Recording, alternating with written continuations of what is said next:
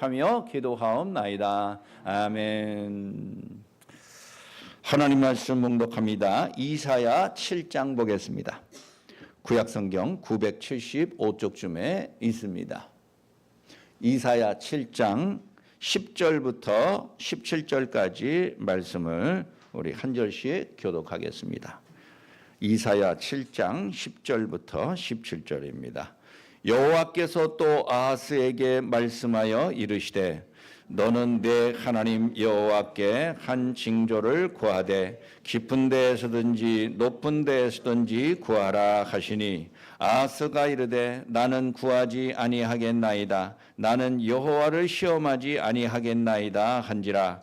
이사야가 이르되 다윗의 집이여 원하건대 들을지어다. 너희가 사람을 괴롭히고서 그것을 작은 일로 여겨 또 나의 하나님을 괴롭히려 하느냐. 그러므로 주께서 친히 징조를 너희에게 주실 것이라. 보라, 처녀가 잉태하여 아들을 낳을 것이요 그의 이름을 임마누엘이라 하리라. 그가 악을 버리고 선을 택할 줄 알게매 엉긴 젖과 꿀을 먹을 것이라. 내가 대저 이 아이가 악을 버리며 선을 베풀 줄 알기 전에 내게 미워하는 두 왕의 땅이 황폐하게 되리라. 여호와께서 에브라임이 유다를 떠날 때부터 당하여 보지 못한 날을 너와 내 백성과 내 아버지 집에 임하게 하시리니 곧 아수르 왕이 오는 날이니라. 아멘. 로체 찬양대 나오셔서 찬양드리겠습니다.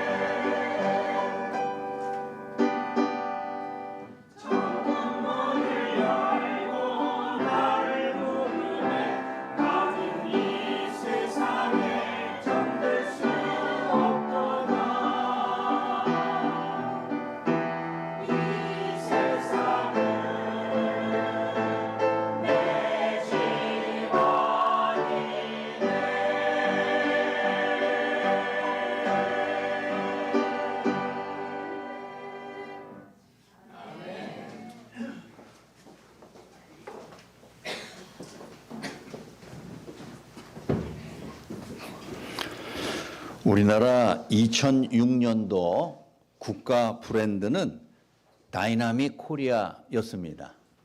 너무 오래돼서 잘 기억이 안 나죠? 18년 전에 우리나라 대한민국이라는 브랜드라는 거는 상표, 제목 뭐 그런 뜻입니다. 그거에 대한 구호가 다이나믹 코리아였습니다. 뭐 회사도 예를 들어서 무슨 뭐 현대 자동차나 삼성전자나 뭐 LG나 이런 대기업들이 있잖아요. 그런 기업들의 이름이 이제 브랜드예요.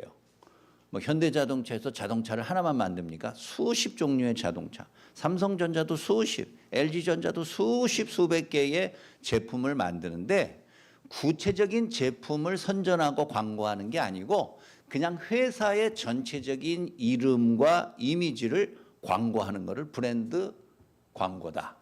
이렇게 말합니다. 대한민국이 자랑할 게 뭐 한두 가지예요. 수백 수천 개이지만은 그냥 대한민국이라는 이름 브랜드 하나를 홍보하는 거. 그게 2006년도에는 다이나믹 코리아였다라는 것이에요. 다이나믹이라는 영어는 역동적이다 그런 뜻이에요. 막 변화하고 움직이고 가만히 있지 않고 계속해서 활동하고 이런 좋은 의미가 다이나믹이라는 이름이에요. 다이나믹의 반대는 뭐 무기력하고 움직이지도 않고 되는 일도 없고 안 되는 일도 없는 뭐 그런 의미입니다.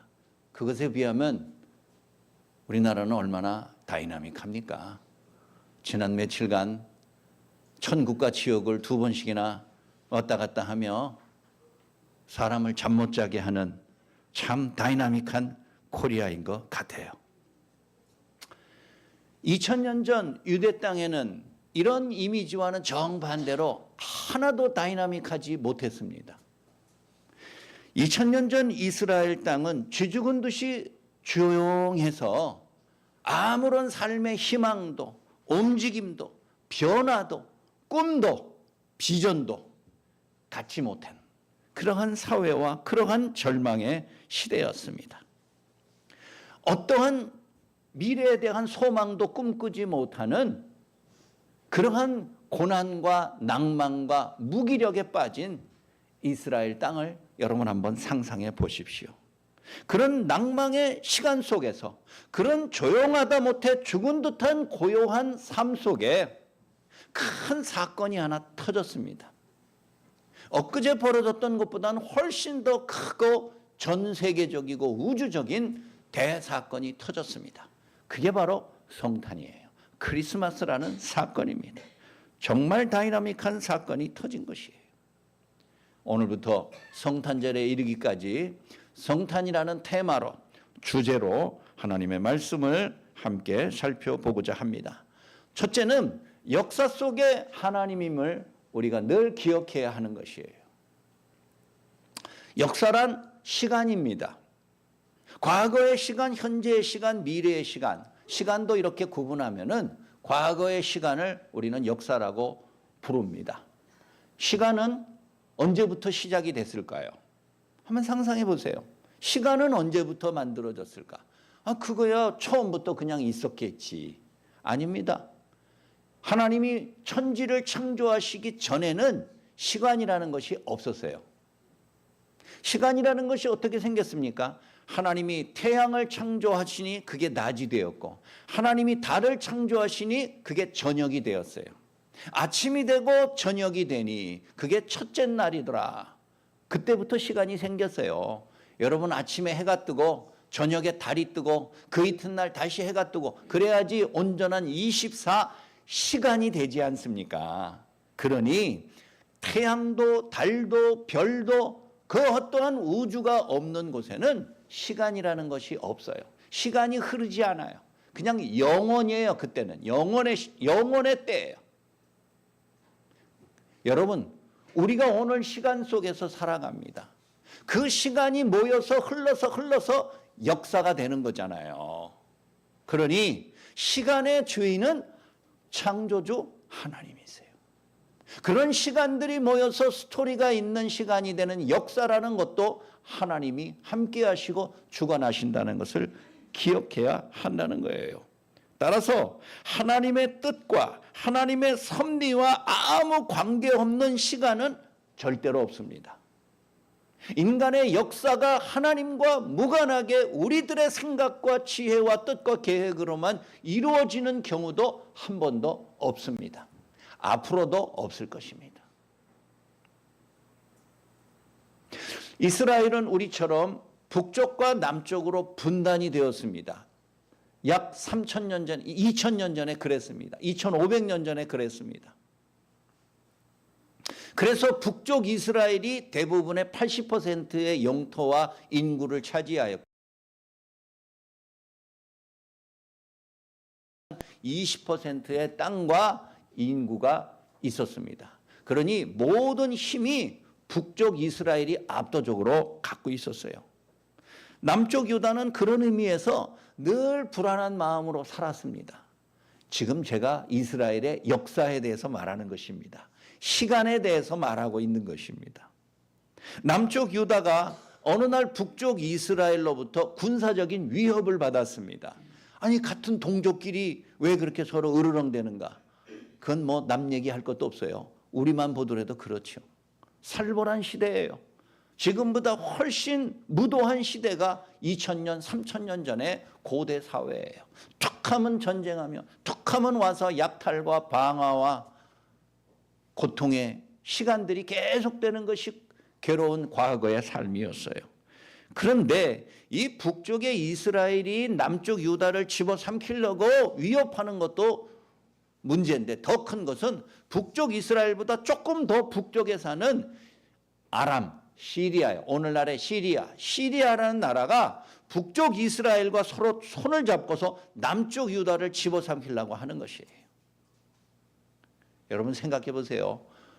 100여 년 전, 200여 년 전 이 조그만 한반도 땅덩어리를 놓고서 중국과 러시아가 서로 야합을 하고 손을 잡고 한반도 조선을 공격하라고 한다. 그 얼마나 위기겠어요. 도대체 뭘 가지고 극복할 수 있겠어요. 남쪽 유다가 참으로 힘들고 괴로운 것은 너무나 당연해요. 나라의 운명이 진짜 풍전등화예요. 바람 앞에 등불처럼 겨우 명맥을 유지하는 그 고통과 절망의 시대 속에 있었습니다.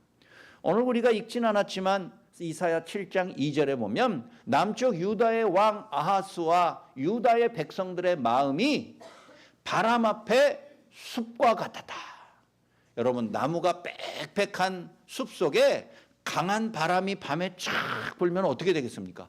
쏴 하는 소리, 비가 쏟아지는 것처럼 쏴 하는 소리가 들려요. 그리고 그 나무가 모두가 다 사시나무 떨듯이 부르르 떨었을 거예요. 오늘 멋지게 표현을 했지만 남쪽 유다의 왕과 유다의 백성들의 마음은 그렇게 사시나무 떨듯이 바람 앞에 숲속의 나무들처럼 흔들리고 괴로워했다. 성경은 그렇게 우리에게 보여주고 있습니다. 군사적으로도 대책이 없지요. 외교적으로도 도무지 해결할 길이 없어서 모든 남쪽 유다 백성들이 다 포기한 삶을 살 수밖에 없었어요. 그때 하나님이 선지자 이사야를 보내어서 왕에게 보내서 걱정하지 말아라. 너희가 망하지 아니할 것이다. 하나님이 그들을 구원하시겠다, 보호하시겠다 약속을 하셨습니다. 영국의 저명한 역사학자 아놀드 토인비라는 사람이 있는데 그 사람이 쓴 저서 중에서 이런 내용이 나옵니다. 인류의 역사는 창조적인 소수에 의해서 만들어진 것이다. 그게 지금도 유명한 말이에요. 창조적 소수다라는 거예요. 인간 중에서 다수는 창조적이지를 못해요. 그건 뭐 우리도 다 인정하지요. 아주 극소수의 창의적이고 대단한 사람이 무엇인가를 앞서서 치고 나가면 많은 사람들이 그걸 따라가야지 우리가 인류가 함께 발전해 온 것이죠. 역사 교과서만 보더라도 인류의 중요한 역사적인 시간에 결정적인 역할을 한 소수의 영웅들과 위인들이 있었습니다.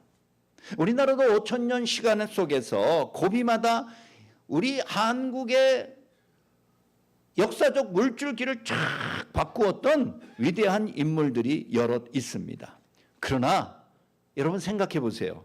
정말 그 한 사람의 탁월한 능력 때문에 우리의 역사가, 인류의 역사가 완전히 180도 바뀌었는가? 아닙니다.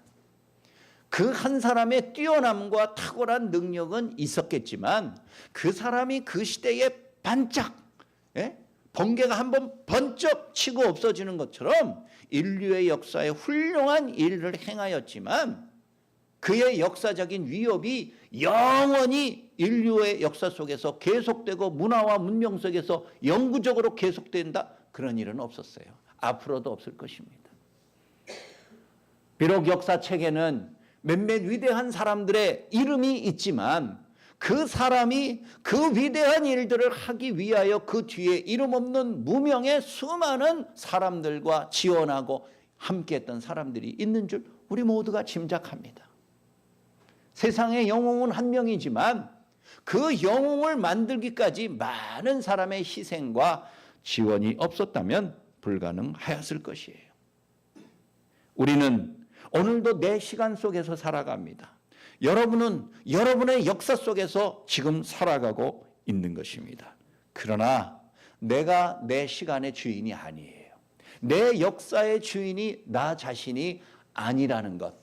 여러분, 이것을 아는 것이, 이것을 인정하는 것이 성탄을 시작하는 우리의 자세인 것입니다. 크리스마스라는 사건은 인간의 무력한 절망의 시대 속에서 갑자기 뛰어들어온 큰 사건이에요. 다이나믹한 사건이라고요. 그런 사건 속에 우리 인간이 원해서 그런 사건이 터진 게 아니에요. 우리 인간이 이렇게 조금씩 모아서 머리를 맞대고 계획해서 성탄절이 생긴 게 아닙니다. 아무도 계획조차 생각조차 기대조차 꿈조차 꾸지 못하고 있을 때 갑자기 우리 인간의 시간 속으로, 역사 속으로 꽝 하고 떨어진 사건이, 그게 성탄절 크리스마스라는 것이에요. 내 시간, 내 역사라고 하여서 내 손으로 완성할 수 없는 구원입니다. 하나님은 이스라엘의 절망 속에서, 절망의 시간 속에서 구원의 손길을 내미셨어요. 인간의 시간 속에서 계획된 크리스마스가 아니에요. 예수 그리스도의 강림은 그저 신앙의 세계, 믿음의 세계, 영적인 세계에서만 일어나는 사건이 아니에요, 여러분. 우리 기독교의 믿음이라는 것이 눈에 보이는 것이 아니에요. 신령한 것은 눈에 보이는 그런 것이 아니죠. 그래서 예수 안 믿는 사람들은 기독교인들이 믿는 믿음이라는 게 헛개비야. 그 보이지도 않고 손에 잡을 수도 없고 그런 것들이 누가 믿느냐? 우리 기독교인들은 그렇게 조롱하지요. 그러나 하나님이 우리에게 주신 이 크리스마스라는 성탄 사건은 눈에 보이는 사건이에요. 우리 인류의 역사 속에서 갑자기, 그러나 가장 위대하게 모든 역사를 뒤바꿀 만한 가장 큰 사건으로서 우리의 눈앞에 보여진 것이지요. 그리스도인들에게만 해당되는 게 아니에요. 예수 안 믿는 모든 사람들, 모든 인류와 과거에 있었던 이 사람과 앞으로 오게 될 다음 세대의 미래 세대까지 전부 영향을 미칠 만한 인류 역사상 최고의 사건이 성탄의 사건인 줄 기억하시기 바랍니다. 내 역사, 내 시간을 여러분 곰곰이 생각해 보십시오. 바로 내 시간 속에, 내 역사 속에 예수 그리스도가 뛰어들어오고 하나님이 그분 우리에게 그러한 그 내 시간 속의 역사 속에 큰 사건을 이루셨다는 것을 기억하며 오늘도 하나님의 성탄이 우리에게 가져다 줄 이 놀라운 희망과 구원의 메시지를 고대하는 여러분들의 삶이 되시기를 간절히 바랍니다. 두 번째는 하나님을 시험하라라는 것이에요. 하나님을 시험하라요. 여러분, 남쪽 유다가 그들의 역사 속에서 두려워 떨었습니다. 그러자 하나님은 그들의 조상인 아브라함과 이삭과 야곱과 다윗에게 했던 약속을 지키기 위해서 그들을 안심시켰습니다. 이사야 선지자가 가서 대신 하나님의 뜻을 전합니다. 걱정하지 마시오. 하나님이 여러분들을 망하게 내버려 두지 않을 것입니다. 하나님이 그렇게 약속하셨습니다. 하나님의 뜻을 내가 전달할 뿐입니다. 라고 말하였어요.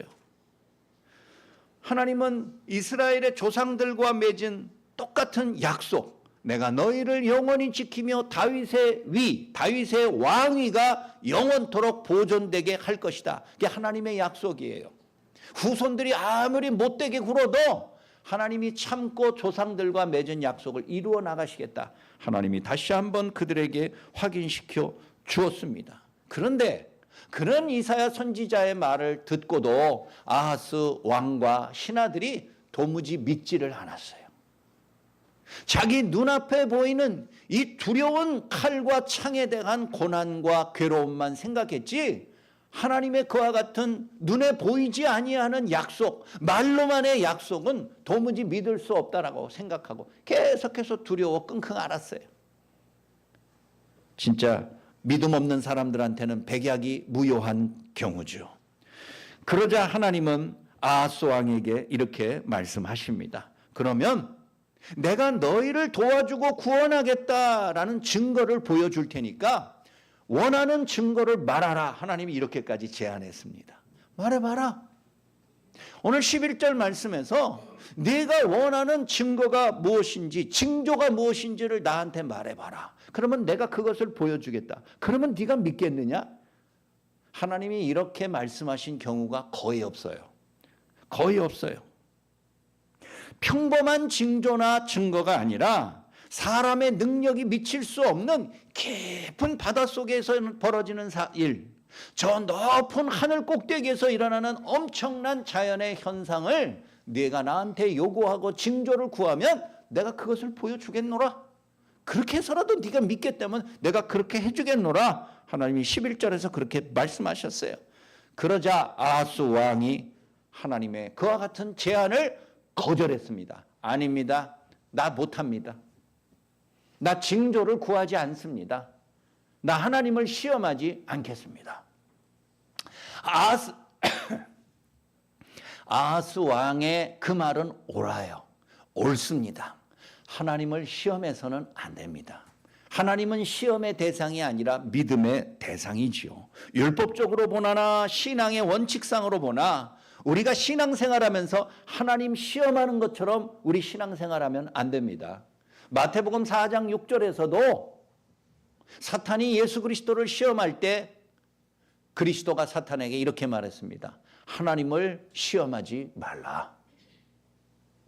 그것은 신명기 6장 16절에 이미 있었던 거예요. 모든 이스라엘 백성들이 모세의 율법을 통하여 온전한 삶의 원칙 가운데 하나는 하나님을 시험하지 않는 것입니다. 하나님, 내게 이렇게 해주면 나 예수 잘 믿겠습니다. 나 이번에 성공하게 해주면, 나 이번에 승진하게 해주면, 나 이번에 대박을 터뜨리게 해주면 내가 하나님 앞에 헌금도 많이 하고 신앙생활도 열심히 잘하겠습니다. 이런 것들이 하나님을 시험하는 거예요. 하나님에게 조건을 내걸고서 딜하는 거예요. 협상하는 거예요. 주거니 받거니. 내게 오는 게 있어야지 내가 하나님 앞에 줄 게 있지요. 이런 게 하나님을 시험하는 거예요. 온전한 신앙생활의 모습이 아닙니다. 그런데 아하스 왕이 나 하나님에게 증거를 요구하지 않겠습니다. 나 하나님 시험하지 않겠습니다. 이렇게 말한 것은 아하스 왕이 겸손해서가 아니에요. 하나님에 대한 불신앙을 드러냈기 때문이에요. 아하스 왕은 한 번도 하나님을 제대로 믿은 적이 없어요. 처음부터 하나님을 제대로 안 믿은 사람이에요. 그의 아버지는 참 신실한 왕이었지만 그 밑에 진짜 호랑이 밑에 호랑이 태어난 게 아니고 고양이가 태어난 격이에요. 아하스는 하나님을 온전하게 믿지 않고 자기 아버지하고는 영 다르게 유다 전 지역의 우상을 숭배하게 강요하고 하나님을 믿는 모든 것들을 다 없애버렸어요. 그런 사람이 이제 와서 하나님에게 징조를 보여주세요. 급하니까, 다급하니까 하나님 증거를 주세요. 나를 구원하시겠다고 확실히 약속해 주세요. 그렇게 말해도 시원찮을 판에 나 하나님 그 말에 응하지 않습니다. 징조 구하지 않습니다. 하나님 시험하지 않겠습니다. 겸손의 표현이 아니라 불신앙의 표현이에요. 하나님의 도움 필요 없다라는 거예요.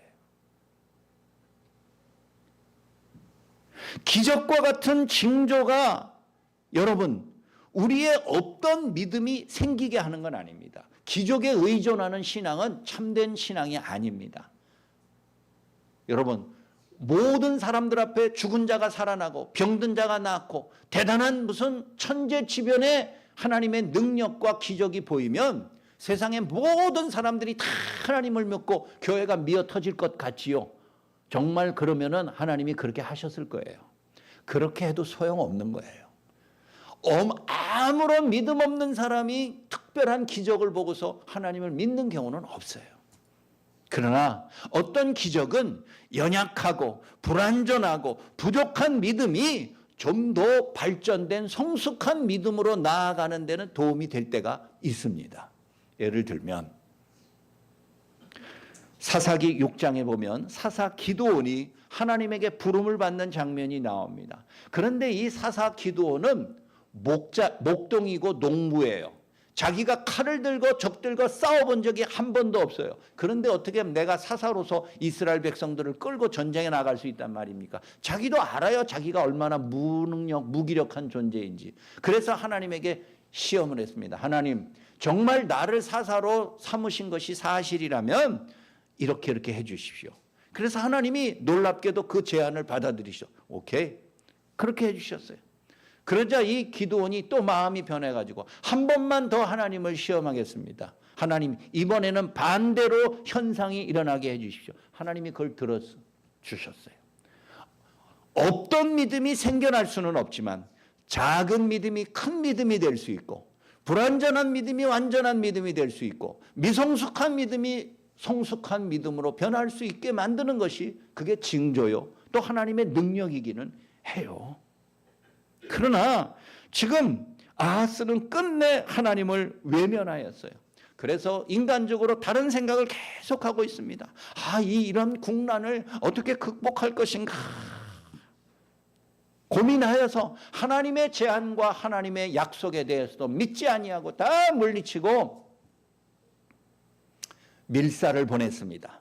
몰래 사신을 보냈는데 어디에다가 사신을 보내냐? 아수르라는 또 다른 이방 나라에 몰래 사신을 보냈습니다. 그리고 수많은 보물을 가지고 가서 조공을 바치며 우리의 이 군사적인 위협을 도와서 우리가 망하지 않게 해주면 우리가 당신을 신하의 나라로서 우리가 당신을 섬기겠습니다.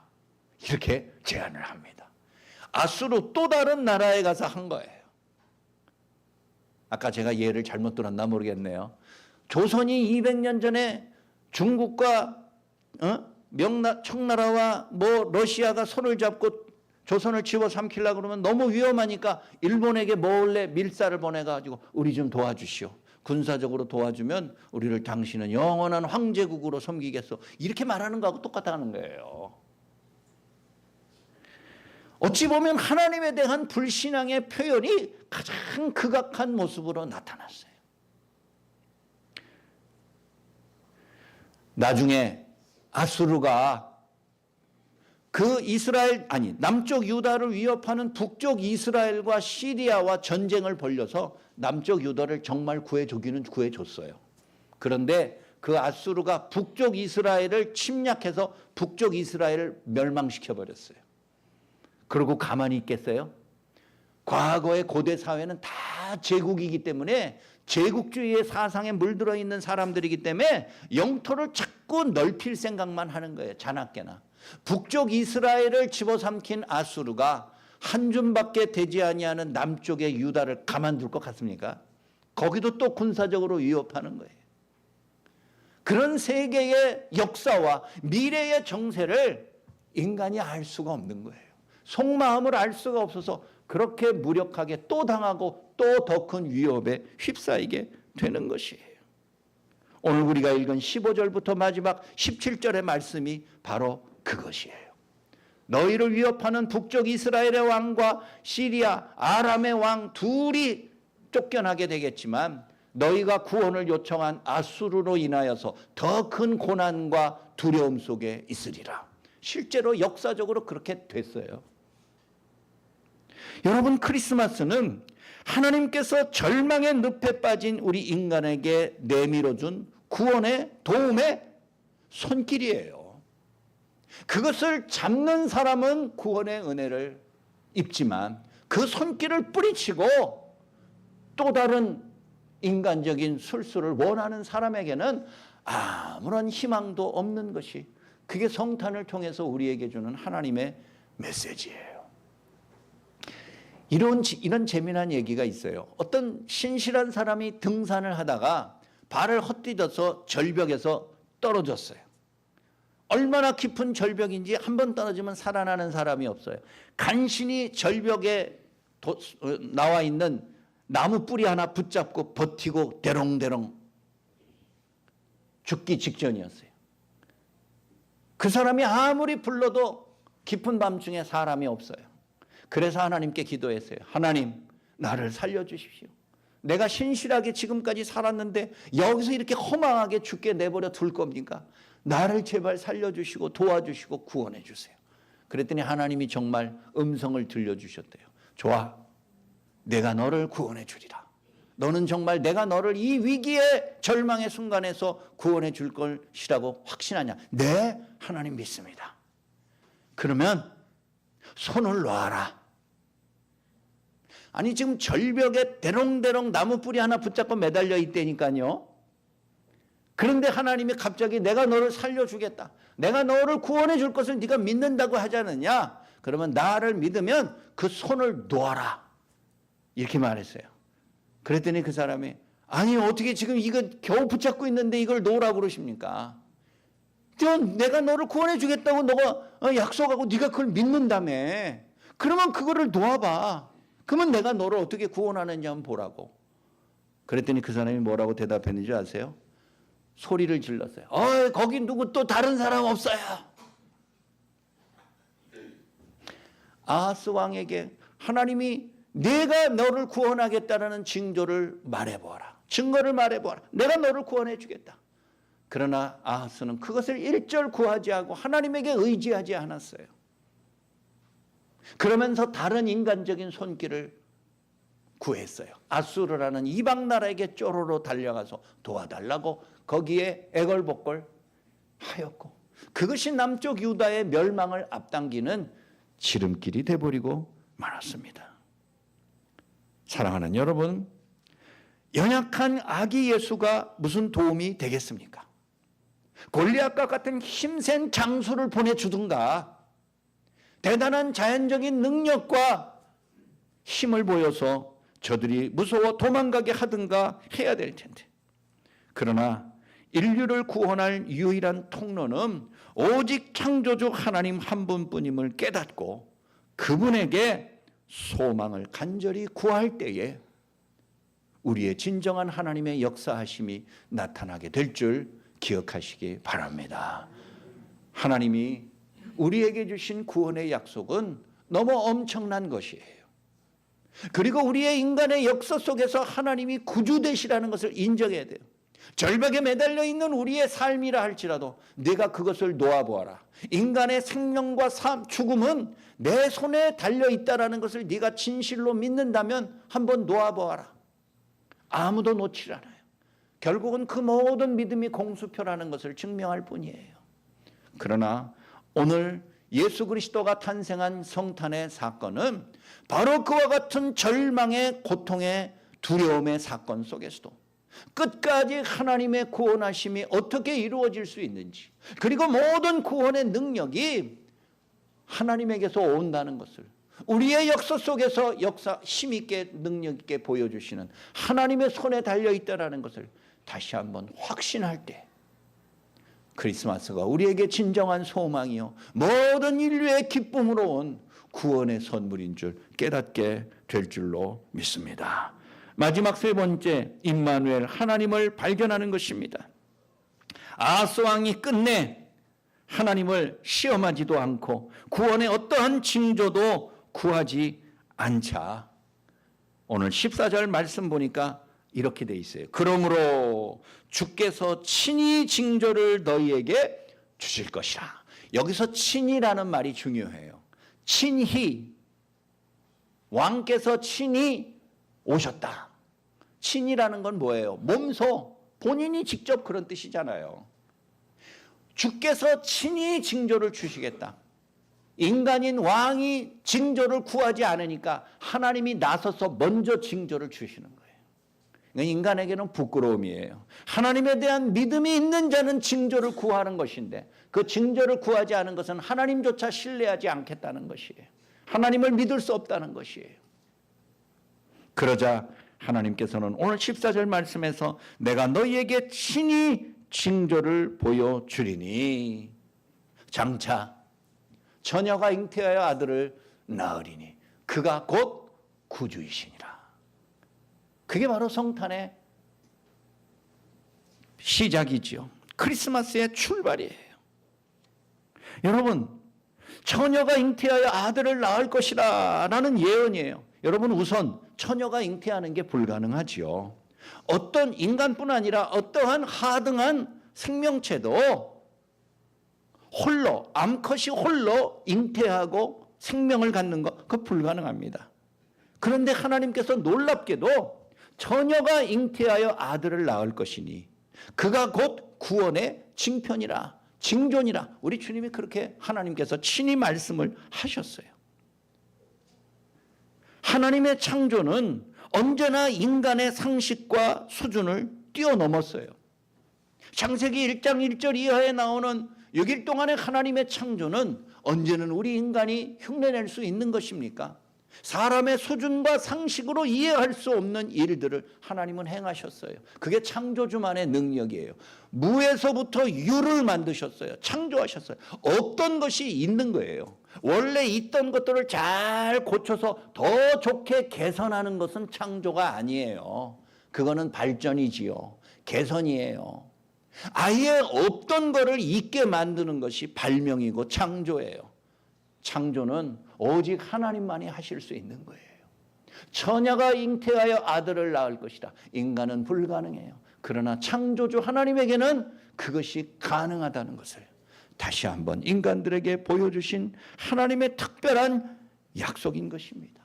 무엇보다도 장차 오실 메시아는 그 이름이 임마누엘이라 라고 하나님이 친히 지어주셨어요. 정해주셨어요. 임마누엘은 하나님이 우리와 같이 계신다. 하나님이 우리와 늘 함께 하신다라는 뜻입니다. 따라서 장차 태어나게 될 아기는 그저 수많은 신생아 중에 하나가 아닙니다. 그 태어나는 아들이 가는 곳마다, 있는 곳마다 하나님이 모두 함께 하시고 동행하시고 임재하시겠다라는 놀라운 역사인 것이에요.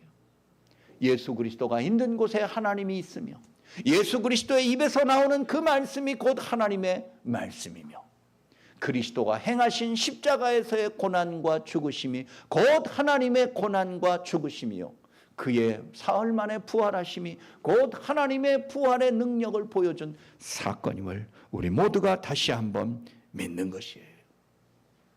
아하스를 비롯한 유다의 지도자들은 하나님의 창조와 약속에 대해서 실망했을 것입니다.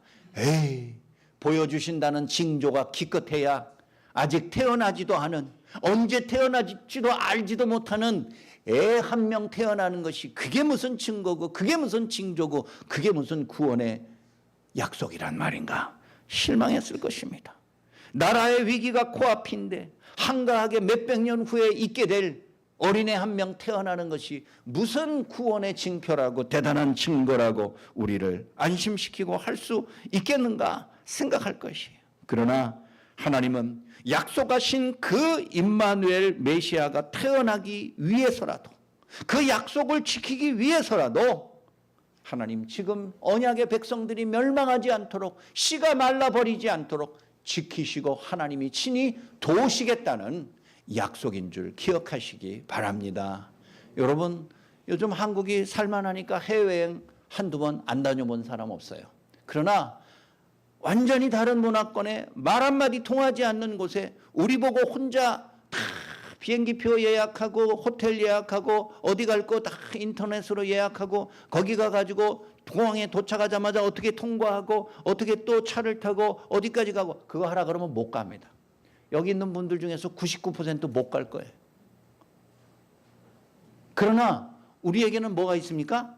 여행사가 있잖아요. 가이드가 있잖아요. 그런 사람과 계약을 하면은 그 사람이 모든 것을 다 예약을 해주고 우리가 원하는 곳에 다 갈 수 있도록 다 교통편을 제공해 주고 필요한 관계 법과 규칙을 다 조정을 해서 우리가 진짜 거기에 도착해서 사진 한 장 딱 받고 남기게끔 도와줘요. 그게 가이드의 역할이에요. 우리가 다 행할 수도 없지만 행하기로 하지도 않습니다. 어찌 보면 하나님은 우리 인생의 가이드인 줄 여러분들 믿으시기 바랍니다. 구원의 가이드예요. 아니 몇백 년 후에 아기가 태어나는 건 그건 그때 일이고 지금 당장 망하게 생겼는데 지금 좀 도와주세요. 살려주세요. 하나님은 600년 후에 예수 그리스도가 탄생할 때까지 그 기간의 시간 동안 하나님이 지키시고 가이드처럼 우리를 보호하고 우리를 그 영광의 순간까지 맞이할 수 있는 그때까지 인도하시고 함께 하시겠다. 여러분 그것이 성탄과 크리스마스의 본질인 줄 믿으시기 바랍니다. 말씀을 마칩니다. 성탄의 계획은 어느 날 갑자기 무슨 계엄 선포하듯이 순간적으로 이루어지는 것이 아니에요. 수백 수천 년 전부터 우리 하나님의 지혜와 창조의 능력을 총동원하여서 차곡차곡 계획하고 기다리고 준비하고 그래서 때가 되어서 예수 그리스도를 이 땅에 보내준 줄 여러분들 꼭 기억하시기 바랍니다. 우리 인간들은 헤아릴 수도 없고 예상할 수도 없고 생각할 수도 없는 시간과 계획이었지만 시간의 주인이신 그분께서 창조의 능력을 가지신 유일한 그분께서 우리를 구원하시기 위하여서 창세전부터 예비하시고 준비하시고 때를 기다려 오셨던 그 놀라운 능력과 하나님의 지혜와 그 자비하심을 발견하는 것이 성탄절이에요. 크리스마스라는 사건이에요. 사랑하는 여러분, 어떻게 미래에 있게 될 시간이 우리가 현재 당하는 고난을 극복할 힘과 위로가 됐는지 기억하시기 바랍니다. 당장 눈앞에 있는 것만 우리의 힘이 되는 게 아니에요. 내 눈앞에 보이고 손에 잡히는 것이 있어야만이 나의 안심이 되는 것이 아닙니다. 앞으로 오지 않은 미래일지라도 그것이 누구의 손에 의해서 이루어지는 것임을 분명하게 알고 믿을 때 나를 지으신 창조주, 내 시간과 내 미래와 내 마지막을 주관하실 동일하신 그 창조주 하나님이심을 믿을 때 우리의 삶에 진정한 안식과 기쁨과 소망과 은혜가 넘쳐나는 줄 믿고서 이번 성탄이 이번 크리스마스가 그런 소망 중에 거하시는 참된 위로가 넘치는 복된 사건이 되기를 주의 이름으로 간절히 축원합니다. 우리 아버지 하나님 은혜를 감사합니다. 예수 그리스도가 이 땅에 오시는 성탄을 앞두고 우리는 과연 하나님이 어떠한 모습으로 우리를 대하시며 우리가 이 고난과 어둠의 현실에서 어떻게 위로받으며 광명으로 나아갈 수 있게 될지 다시 한번 소망하게 됩니다. 인간의 생각과 인간의 계획과 인간의 능력은 참으로 보잘것없사오나 창조의 능력을 가지신 하나님께서 구원의 계획을 갖고서 실행하는 것이오니 한치의 실수도 오차도 없는 완전한 하나님의 구원의 능력인 줄 다시 한번 믿고 깨닫는 귀한 시간 되게 하여 주옵소서. 예수 그리스도의 오심이야말로 절망과 암흑 속에 살아가는 나의 삶을 근본적으로 획기적으로 변화시킬 수 있는 가장 큰 주의 은혜인 줄 다시 한번 고대하며 그 소망이 내 마음속에 나의 미래의 삶 속에 충만하게 임할 수 있도록 역사하여 주옵소서. 우리 주 예수 그리스도의 이름으로 간절히 기도하옵나이다. 아멘. 우리 다 같이 일어나셔서 백사장 찬송 부르겠습니다.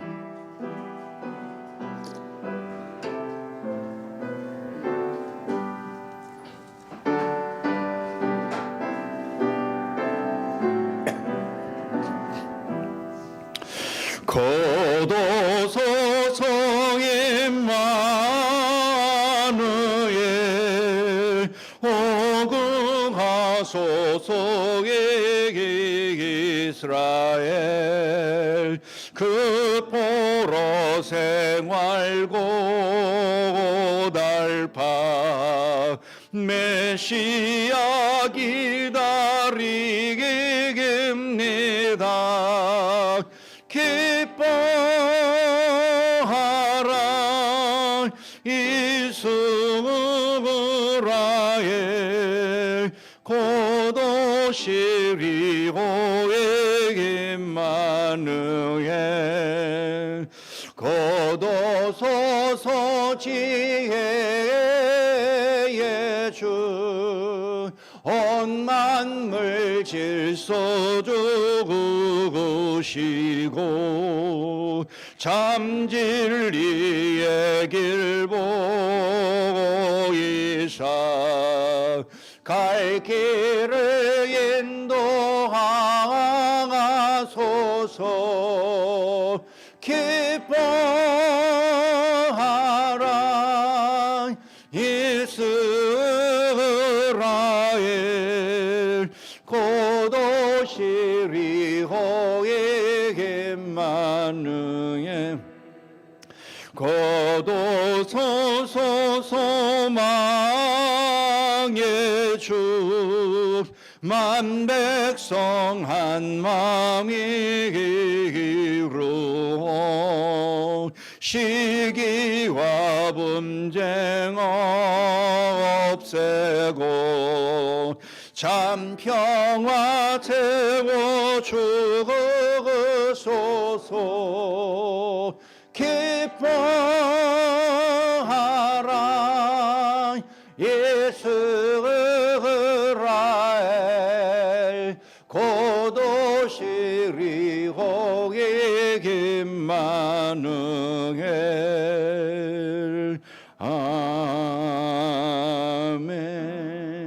아멘. 이제는 절망에 빠진 모든 인간들에게 참된 소망의 사건으로 이 땅에 오신 예수 그리스도의 은혜와 창조주 하나님의 말할 수 없는 사랑과 성령님의 위로 교통 충만케 하심이 오늘도 이 위대한 고난의 모습 속에서도 위대한 하나님의 구원의 약속을 통하여 확신을 갖고 소망 중에 승리할 것을 자부하는 머리 숙인 모든 주의 자녀들 위에 이제부터 영원까지 항상 함께 하실지어다. 아멘.